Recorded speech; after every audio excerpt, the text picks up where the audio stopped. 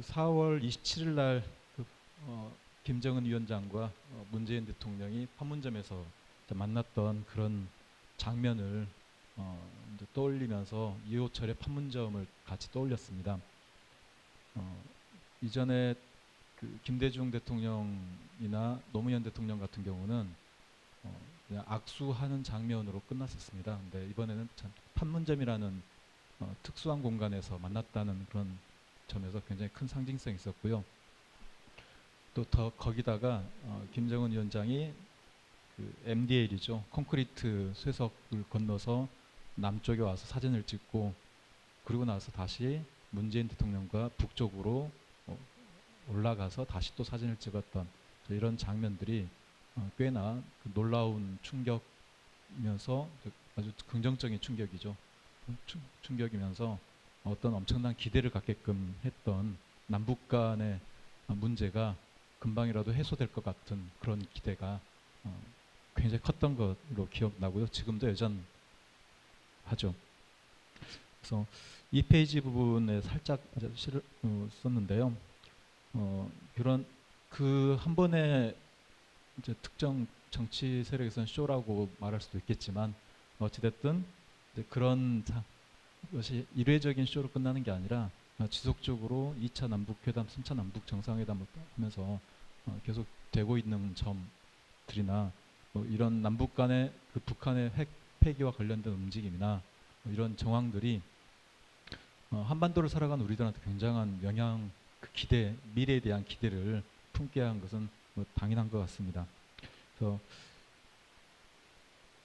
그런 장면, 그 일종의 이제 저는 그 2페이지 중간 부분에 그 분단이 사라진 미래를 마치 지금이 그렇게 그런 미래에서 살고 있다면 우리는 어떤 삶을 살까라고 하는 상상, 이것을 비약이라는 단어를 써가지고 이제 61년도에 상상했었던 작품이 바로 이호철의 판문점이라고 하는 작품입니다. 그래서 이호철의 판문점을 다시 한번 들여다보는 계기로 삼았습니다. 61년 3월 사상계를 통해 발표됐던 이호철의 판문점은 분단 상황 하에서 이 자기 세계에 대한 인식에 바탕을 두고 있는 남북 문제에 대한 비약에 관한 이야기입니다. 넘어가겠습니다. 3페이지로 넘어가서요. 이호철 씨 자체가 원산 출신이고요. 월남에서 살게 된 분이시죠. 그래서 이 61년의 판문점이 이호철 씨가 55년의 탈양이라는 작품과 그 이어서 나상이나 이런 그 작품들을 쭉 써내시는데 주로 이 북쪽에 고향을 두고 떠나왔던 탈양민들 또는 실양민들의 유랑민과 같은 삶 자체를 이렇게 그린 소설들이었습니다. 자신의 체험을 바탕으로 한 소설들이 많았는데요. 그런 초기 소설들의 모습과 중기 이후에 이호철 선생이 이제 남한 사회에 살면서 소시민이라는 단어로 이렇게 아주 그 평단에서나 문학계에서 굉장히 많이 논의가 됐던 어휘를 제공한 소설을 썼죠. 그래서 이 소시민이라는 작품 이후로 해서 중기로 이렇게 나누기도 하는 분들이 많은데 어찌됐든 이호철 선생의 소설의 경향성을 가르는 어떤 경계 작품으로도 또 희한하게 이 판문점이라는 작품이 또 그 언급되기도 합니다. 그래서 이제 그런 이러저러한 여러 가지 의미가 있는 작품이겠다 싶었습니다. 자, 판문점은 이호철 선생이 이제 북을 빠져나와서요.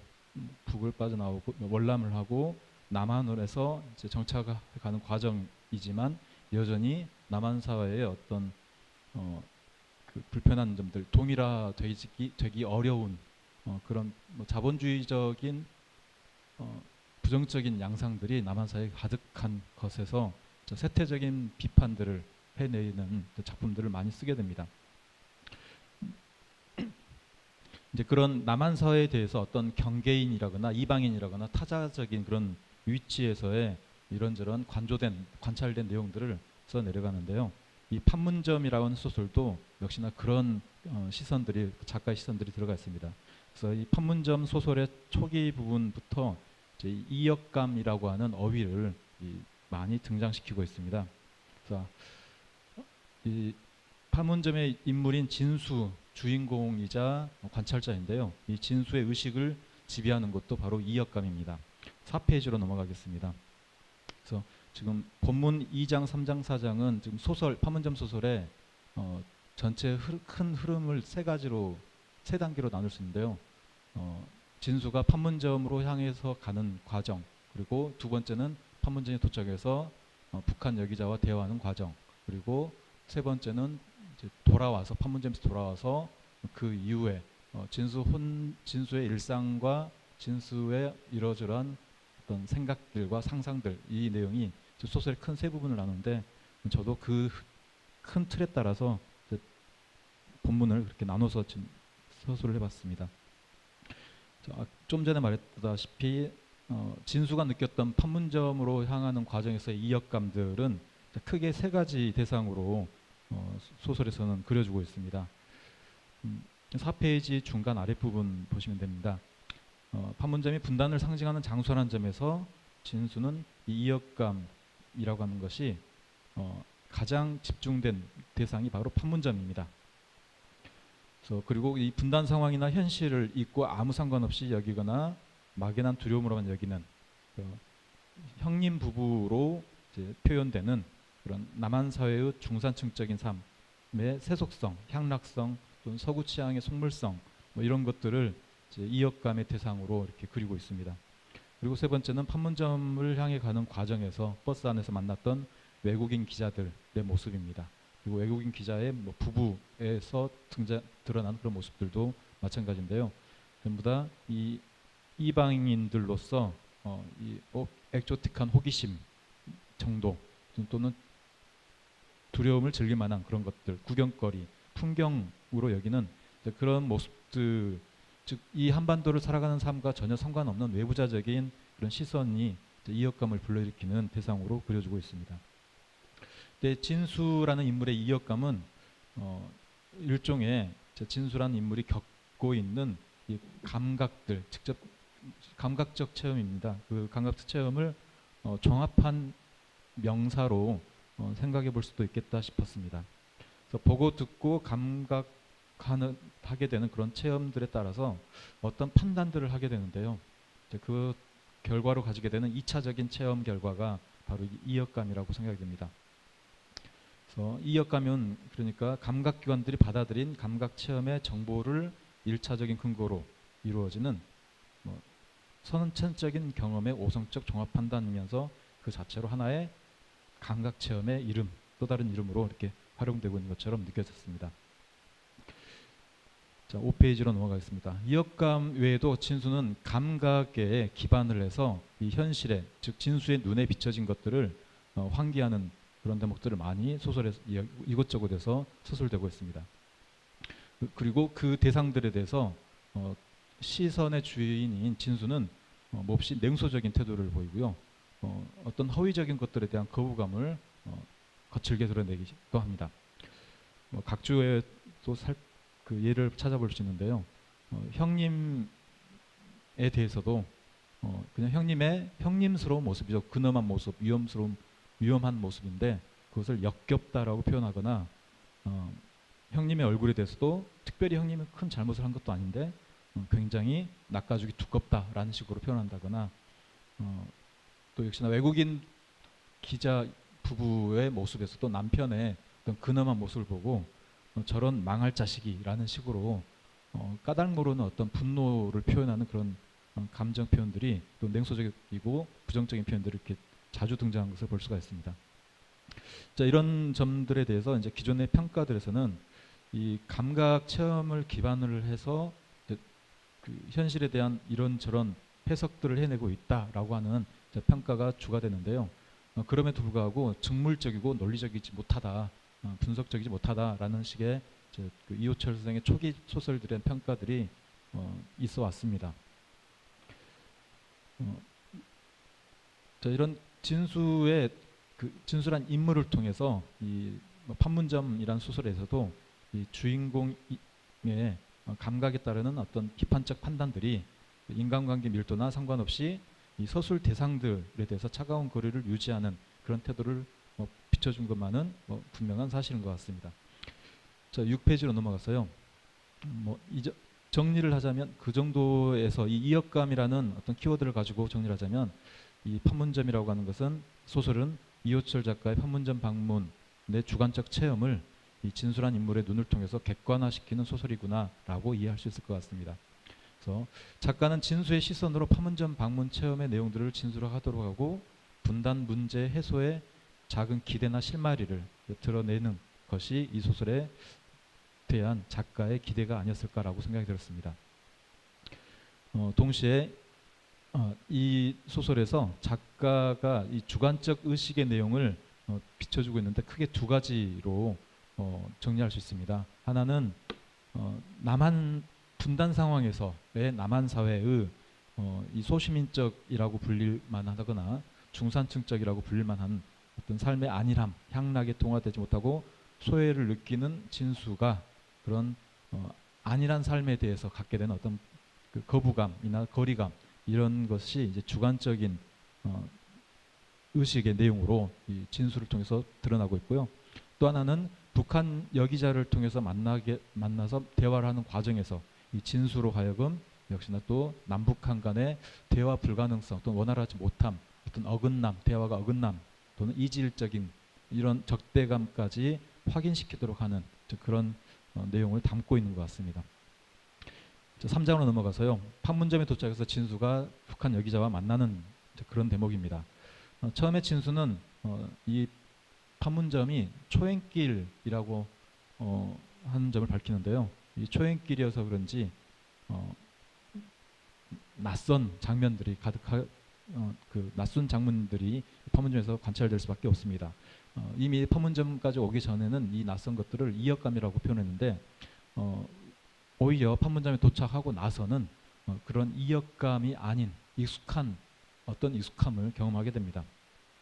그래서 북한 기자들과 북쪽에서의 경비병들을 특히 이제 북한에서의 기자들을 보면서 남쪽 기자들과 구별하지 못하는 그런 내용을 텍스트상으로도 분명히 쓰고 있고요. 오로지 구별할 수 있는 것은 붉은 안장, 어깨참 붉은 안장 하나만 제시를 하고 있습니다. 그래서 붉은 안장 표식이 없다면 이 편과 저 편이 구별되지 않을 것이다 라는 그런 내용을 보여주고 있는데 그와 대비되게 이 편과 저 편의 대화들은 표식의 문제가 아니라 담고 있는 의미의 문제 때문에 대화가 불가능하다라는 것을 보여주고 있습니다. 북쪽에서나 남쪽에서나 똑같이 솔직하자라고 했지만 절대로 솔직하지 못한 그런 대화의 상황들을 좀 제시해주고 있습니다. 7페이지로 넘어가겠습니다. 진수는 어찌됐든 이 투닥거리는 이 편과 저 편의 그런 그 대화를 보면서도 뭔가 대본에 수월해지는 느낌을 갖습니다. 그럴 때 북한 여기자를 만나게 됩니다. 진수는 이 북한 여기자와 상당한 내용의 대화를 나누게 되고요. 그게 판문점의 가장 중심 내용이 되게 됩니다. 그리고 판문점을 문학사적으로 남북 간의 분단 문제를 어떻게 이야기할 것인가 다룰 때 항상 언급되는 장면이기도 합니다. 자, 요약한 내용은 이제 7페이지 중간 인용문 바로 윗부분에 있습니다. 진수와 북한 여기자의 대화는 먼저 진수 같은 경우는 피상적인 명료한 전체를 보는 것보다는 섬세한 진실을 포착해야 한다는 말, 그리고 그러나 북한 여기자 같은 경우는 큰 결론만 늘 필요하다, 현실의 정곡이 중요하다라고 하면서 서로 엇갈린 관점을 드러내고 있습니다.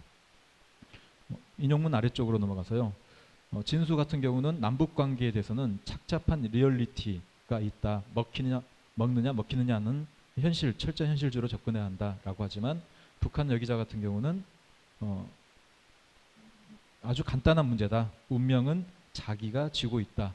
그렇다면 교류는 그냥 하면 되는 것이다라고 하는 그런 입장을 가지고 있습니다. 그 밖에 이런 북한에 대한 체제에 대한 비판적인 태도라거나 북쪽 여기자의 반발 이런 것은 생략하고 넘어가도 좋을 것 같습니다. 자, 8쪽으로 넘어가서요. 이제 이런 진수와 북한 여기자 간의 대화에서 진수 아무래도 서술자가 진수이다 보니까요. 이제 진수 입장에서 내용을 쫓아갈 수밖에 없는데 진수는 이 북쪽 여기자의 어떤 관점에 대해서 현실을 모르는 소박하고 낙천적인 생각이다.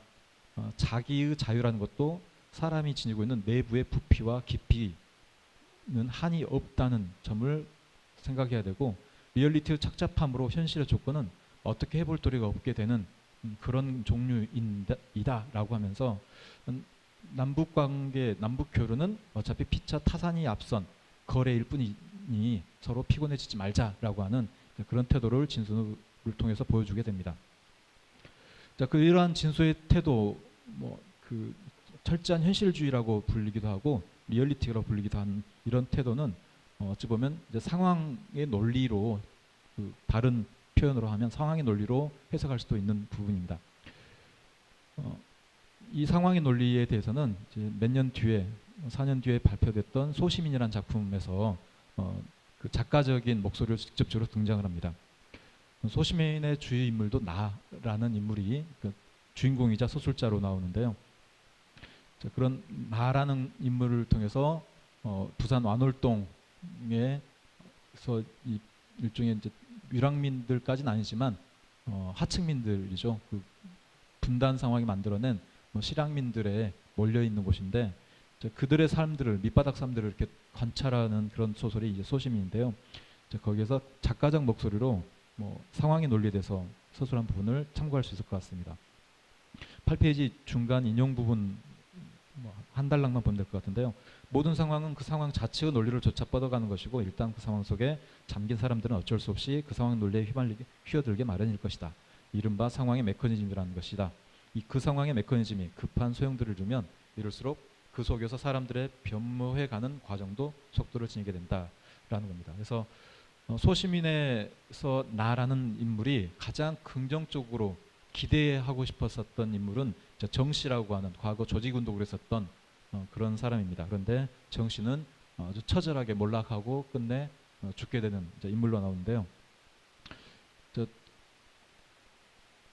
판문점의 진수는 이런 나나 정 씨가 경험했었던 현실들을 떠올리게 하면서 먹느냐 먹히느냐 이 편의 내력, 남한 사회의 내력 등을 보여주는 인물들이 이 소심의 인물들인데 진수는 그런 인물들을 염두하고 말하는 것이 바로 이 상황의 논리고 철저한 현실주의라고 생각해 볼 수가 있을 것 같습니다. 9페이지로 넘어가겠습니다. 진수의 상황 논리적인 현실과는 당연히 진수로 하여금 관조적이고 냉소적인 그리고 현실 어떤 상황을 극복할 것인가의 문제에 대해서는 대단히 소극적인 태도를 가지게 될 수밖에 없고요. 심지어는 운명론적인 세계관을 가질 수밖에 없습니다.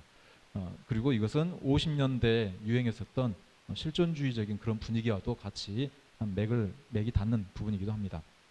그래서 진수는 이 남북한의 분단의 문제라거나 남한 사회의 문제라거나 분단 이후에 남한 사회 문제라거나 이것은 진수의 시선을 통해서 현실이라고 하는 것으로 뭉뚱그려져 가지고 현실이라고 하는 것은 내던져진 자신이 처한 실존적인 조건이다. 그러니 그 상황을 극복하기는 어렵다라고 하는 그런 관점을 가지고 있는 인물로 생각해 볼 수가 있습니다. 그런 점과 관련해서 평론가 김현이 55년도의 작가들과 65년도 작가를 구분하면서 65년도 작가 대표로 김승옥을 들면서 자기 세계를 만들어낸 그런 60년대적 작가라고 지칭하는 그런 논문이 있는데요. 그러니까 평문이 있는데요. 그 안에서 55년대 작가에 대해서는 상황의 절대적인 압력을 선험적으로 받아들여서 거기에 수동적으로 굴복하는 존재들로 이렇게 그립니다. 그래서 50년대 작가와 60년대 작가를 구분하는 그 계기로 이렇게 삼고 있는데 제 생각에서는 오히려 김현의 이런 관점을 따르면 이호철의 인물 또한 상황에 굴복하는 방식으로 그러나 늘 관찰하고 관조하고 관찰하고 일정한 대상들에 대해서 비굴한 어떤 삶을 살게 되는 그런 인물들을 관찰하는 위치로 자신을 두고 있는 또 다른 자기 세계를 만들어내는 그런 예로 또 해석해 볼 수가 있지 않을까라고 생각하면서 이호철의 인물 그리고 진수라는 인물도 이 김승옥식의 자기 세계라는 인물, 자기 세계를 만든 인물과 비슷하게 자기 세계를 창출한 그런 캐릭터들로 봐야 되지 않을까. 똑같이 60년대적인 그 작품 속에서의 인물들의 양상을 따르고 있지 않을까라고 이렇게 해석을 해봤습니다. 자, 그 한 예가 진수가 판문점을 다녀와서 그 조카의 생일 파티에 형님 부부와 형님 회사의 전무 부부 이렇게 파티에 참석하고 있는데요. 진수는 거기에 등장하진 않습니다. 단지 구석지에서 그들을 관찰하는 그런 존재로만 살짝 텍스트에서 그려지게 됩니다. 그러면서 이 그 네 부부의 대화들을 대단히 냉소적이고 속물화된 세계로 이렇게 그려내는 장면화를 시키고 있는 그런 대목에서도 엄연히 이 진수란 캐릭터의 시선은 살아있기 때문에 역시나 자기 세계를 나름대로 유지하는 방식이 바로 이 이호철의 인물이지 않을까라고 생각을 했습니다. 이어서 4장에서는요, 진수가 그 북한 여기자와 대화를 나누고 있고 새로운 상황 설정을 합니다. 판문점 내에서요. 그래서 갑작스럽게 쏟아진 비가 소나기가 내리게 되고 그때 진수와 북한 여기자는 집차에 서둘러서 들어갑니다. 이 집차를 최인훈의 광장과 비교해가지고 생각을 해봤는데요. 이제 밀실과 광장의 설정을 좀 다르게 설정하는 그런 내용으로 저는 이해를 했습니다. 그래서 판문점 자체가 원활한 대화가 되진 않지만 어쨌든 대화를 시도하고 있는 광장이라고 한다면 이 집차의 밀실은 그 진수와 북한 여기자 간에 솔직하게 대화 나눌 수 있는 공간, 엄숙함이 사라진 대단히 충동적인 그런 공간, 동시에 얼마 뒤면 사라질 그런 순간적인 공간, 이런 식으로 설정을 해봤습니다. 그런데 특이한 거는, 독특한 거는 이 공간에 오자마자 진수는 그렇게 이역적이라고 이역감을 불러일으켰다고 부정적으로 그랬던 형님의 모습을 본인이, 즉 진수란 인물 자체가 그대로 북한 여기자에게 보여주고 있음을 확인해 볼 수 있었습니다. 넘어가서요, 11페이지로 넘어가겠습니다.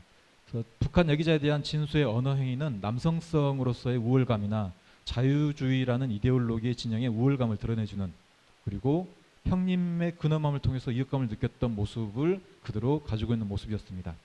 북한 여기자는 오히려 집차에 들어오기 전의 모습과 달리 와들와들 떨고 겁에 질린 눈을 가지고 있고 이북 가시죠라는 말로 설득해야 하는 어떤 자기네 소임만 환기시키는, 그러다가 마침내 울음을 터뜨리고 마는 그런 모습을 보여주게 됩니다.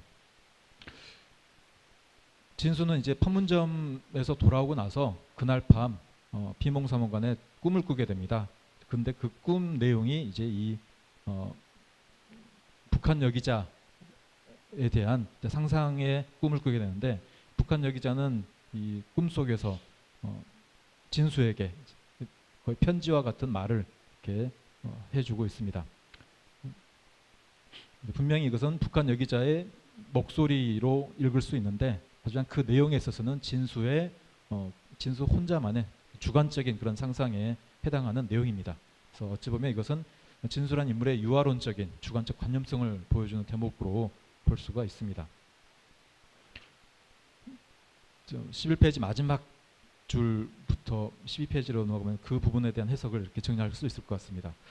북한 여기자의 소곤되는 목소리는 진수로 하여금 북한 여기자를 결혼과 연관시켜 떠올리는 이성에 대한 기대이면서 형님 부부 일상에서 느끼는 상거로 거리감으로 인한 이역감을 해소하고 나만의 속물적인 일상대로 살아가는 사람살이의 쓸쓸함과 타량인들의 외로움을 위로하는 목소리이자 자기 자신의 상황을 극복하지 못한 수동성과 지향성 없는 반항성에 대한 자기 반성을 떠올리는 목소리로 해석해 볼 수가 있을 것 같습니다. 그리고 나서 그것으로 끝나지 않고 진수의 상상은, 그 비몽사몽의 꿈은 더 크게 올라갑니다. 그걸 이제 진수는 괄호를 통해서 비약했다라고 표현을 하고 있습니다. 그 비약의 내용은 200년쯤 뒤 미래 시점으로의 비약입니다. 그래서 현재적 시점을, 즉 상상 속에서 현재적 시점을 미래로 두고요. 2세기 과거, 꿈 밖에서는 현재겠죠. 2세기 과거의 판문점이라는 공간을 얼마나 어처구니없게 바라볼 것이냐라고 하는 내용이 꽤 길게 나오고 있습니다. 그리고 이 부분이 판문점이라는 작품을 61년도의 작품임에도 불구하고 한반도 분단 문제에 대해서 가장 먼저 판문점을 다뤘던, 남북 문제를 다뤘던, 물론 이제 그 최인훈의 광장이 먼저 있긴 하지만 직접적인 장소를 언급해서 다뤘던 것으로서 이 문학사에서 계속 언급되게 만든 그런 부분이기도 하고 해석하게 만든 부분이기도 합니다. 12페이지 부분을 읽겠습니다. 인용문 밑에를 보겠습니다. 작가는 진수의 이 환상을 통해서 먼 훗날 정치와 이념이 무의미해지는 미래에 결국 남는 것은 남북의 허망한 대치와 긴장이었다는 것. 결국 북한 여기자가 설파했던 것처럼 남북의 교류하면 가능한 단순한 해법에 수긍하는 것을 시사합니다. 판문점을 중심에 두고 일어나는 남북의 갈등과 분단이라는 것은 미래적 시점에서 허망하고 우스꽝스러운 잔물일 수밖에 없고 미래 시점에서의 문화회관이라고 하는 건물에 화장실 변기나 또는 화장실 문에 있는 자리를 두고 이곳이 과거 판문점 경계 지역이었어라고 하는 설정 같은 것을 보면서 익살에 불과한 것으로 만들어 버립니다. 그래서 판문점이라고 상징되는 이 분단이라고 하는 것은 회개망측한 것이고 민족의 에너지를 좀먹는 일에 불과한 것으로 이 미래적인 낙관적 상상을 그리고 비약을 이렇게 보여주고 있습니다. 이 대목이 이 소설 판문점의 큰 의의라고 말할 수 있을 것 같습니다. 네, 이 부분은 그리고 그 뒤의 내용은요. 이 부분이 독특한 것은 최인훈의 구운몽이라고 하는 작품이 있는데요. 이 구운몽 끝에서 역시나 미래적인 시점에서 민이라고 하는 인물과 그 왼쪽 얼뺨에 점을 가지고 있는 민의 연인 이 두 사람이 고고학자의 강연을 듣고 나오는 장면으로 그려집니다. 그런데 그 고고학자의 강연이라고 하는 것은 역시나 저 먼 과거 조선의 어떤 양상을 이야기하는 고고학적인 유물로 다루는 그런 내용입니다. 최인훈의 상상은 그 먼 미래적인 상상으로 이렇게 볼 수가 있는데 재밌는 것은 이호철도 이렇게 200년 뒤에라고 설정하면서 미래적인 상상을 하면서 현재의 분단 상황을 어떻게 바라볼 것이냐는 그런 태도를 취하고 있다는 점에서 공통적인 유사한 태도를 취하고 있다는 점에서 재밌는 것이어서 정리를 받고요. 더 재밌는 것은 최인훈의 구운몽에서는 고고학자가 과거로 환기시켰다면은 과거를 분단을 환기시켰다면은 이 판문점에서는 고증학자 설교수라고 하는 가상의 인물을 내세워서 이 분단의 문제를 다시금 생각해보는 성찰하게 하는 이제 그런 언급을 하고 있다는 점에서 독특했습니다. 나머지 부분은 생략하고 마치겠습니다. 일단 발표자 선생님께서도 그 많은 고민을 가셨을 거라고 생각이 들고요. 발표 제목도 분단상과 자기세계 인식이고 오늘 학회 그 주제도 상당히 비슷한데 사실 이거는 이호철 작가만의 주제는 아닌 것 같고 제가 좀 늦게 오긴 했지만 오늘 전체적인 발표 내용이나 주제를 이렇게 살펴보면 거의 같은 제목으로 일맥상통하지 않는가 하는 생각을 합니다.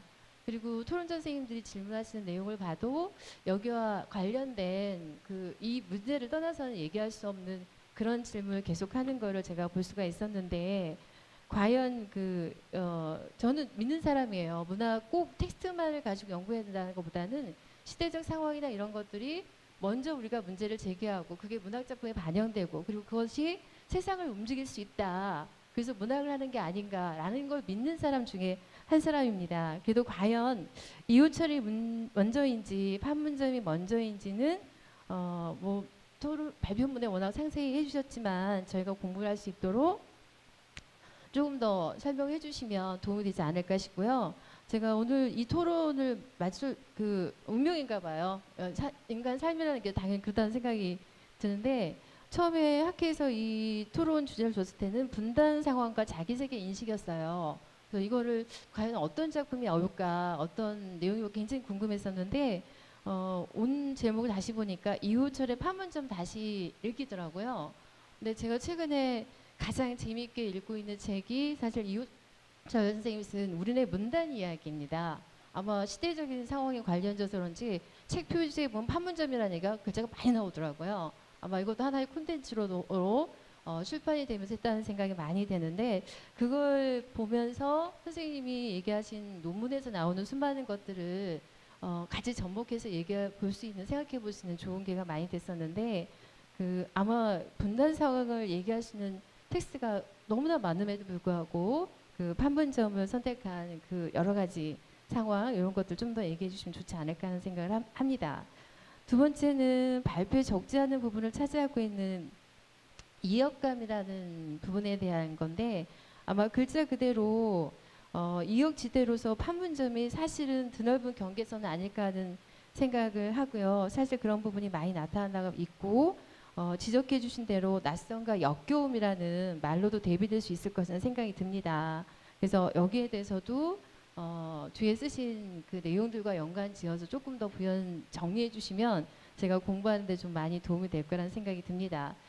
마지막은 사족인데 그 제가 칸트학회에 관심이 있어가지고 최근 칸트나 헤겔 이런 쪽에 관심이 있어서 아는 분이 또 칸트학회 그 회원이셔가지고 그 제가 복이 많다고 그랬잖아요. 다양한 장들 접할 수가 있어서 칸트학회 갔었는데 그 언론에도 많이 소개된 내용이긴 해요. 근데 지금 칸트학회 내부에서도 그 번역이나 여러 가지 한국에 쓰는 용어상의 문제 표현들이 굉장히 많은 논란이 되고 있습니다. 근데 선생님 논문에도 뭐 칸트의 생각이나 이런 부분이 번역되어서 있는 부분이 있는데 선천적 경험의 오성적 판단이면서 그 자체로 하나의 감각적 체험인 것이다 이런 표현들.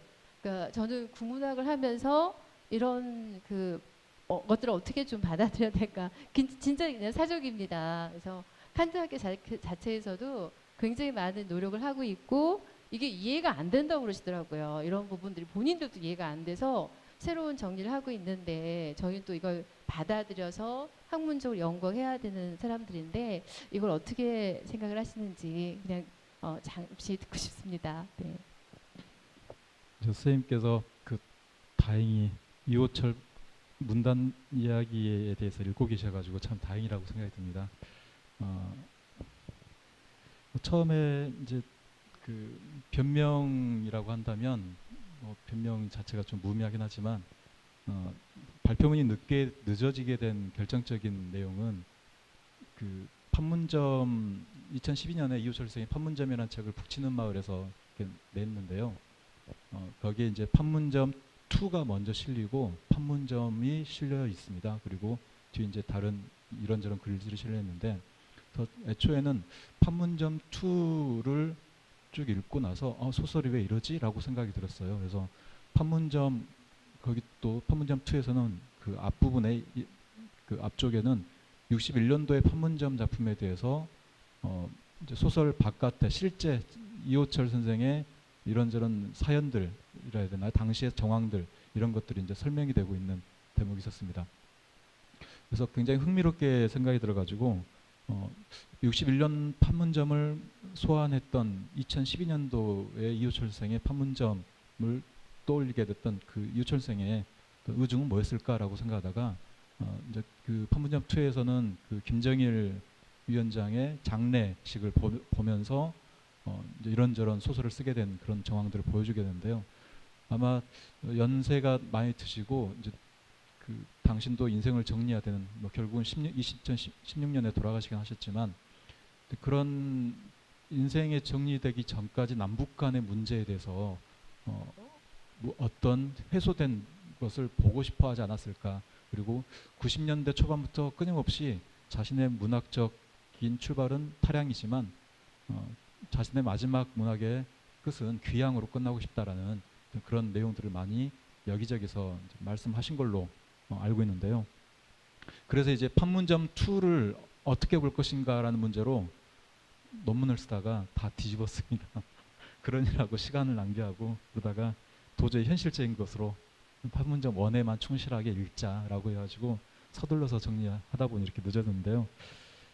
그래서 선생님께서 이호철이 먼저입니까 판문점이 먼저입니까 라면 저도 잘 모르겠습니다. 제가 이호철을 먼저 하려고 했을까 판문점을 먼저 하려고 했을까 분명히 이호철과 판문점이 같이 가는데 어떤 게 먼저일까라는 생각을 하게 되고요. 예, 그렇습니다. 어쨌든 판문점이라는 곳은 상징성 때문에 아무래도 판문점이라고 하는 그런 키워드가 더 크게 다가오지 않았을까라는 생각이 들고요. 네, 답변은 그 정도라고 뭐 사족에 대한 답변은 그 순수이성 비판의 중요한 내용입니다. 감성, 오성, 이성 이 3단계로 의식의 발전을 이제 칸트가 말하는데요. 뭐 선언적이냐 선천적이냐 뭐 초월적이냐 초재적이냐 초월론적이냐 뭐 굉장히 번역투가 다양하게 논란인 걸로 저도 알고 있습니다. 그래서 기본적으로 아프리오리오는 뭐 서울대 백종 교수 같은 경우는 뭐 선언적으로 번역해야 된다 했다가 선천적으로 번역하자라고 했다가 다시 또 선언적으로 번역하자라고 식으로 왔다 갔다 하고 있고 그런 게 있어서요. 그냥 저는 제가 그냥 알고 있는 대로 그냥 쓰다 보니까 그렇게 됐습니다.